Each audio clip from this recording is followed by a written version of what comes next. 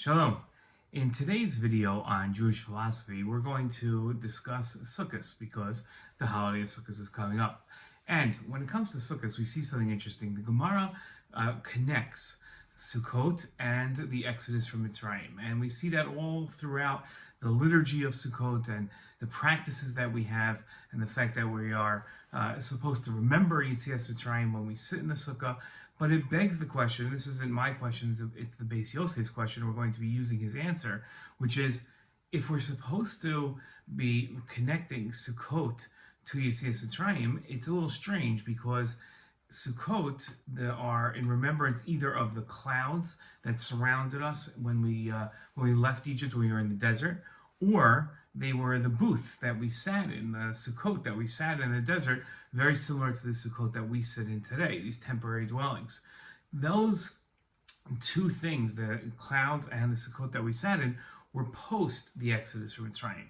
They weren't during the Exodus of Mitzrayim. So what's the connection between the Exodus from Mitzrayim and the Sukkot that we build and sit in and celebrate in today?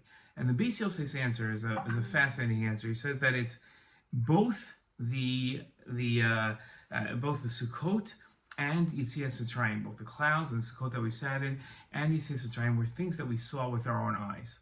They're not things that somebody told us happened. These are things that the Jewish people experienced that we saw. And it points to a philosophical tenet that's so important.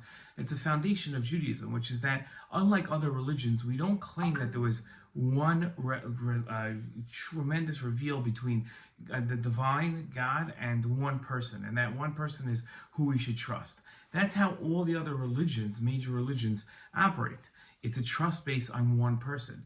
But Jews say that all the Jews saw the Exodus from Egypt.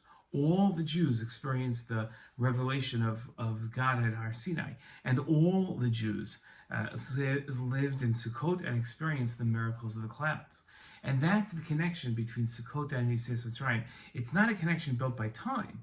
Rather, it's a connection that is built on the ability for Jews to have seen, the fact that Jews saw with their own eyes. They experienced the divine revelations, they experienced divine providence, and that is what we celebrate. And that's the connection between Sukkot and Yetzias Mitzrayim. Shalom.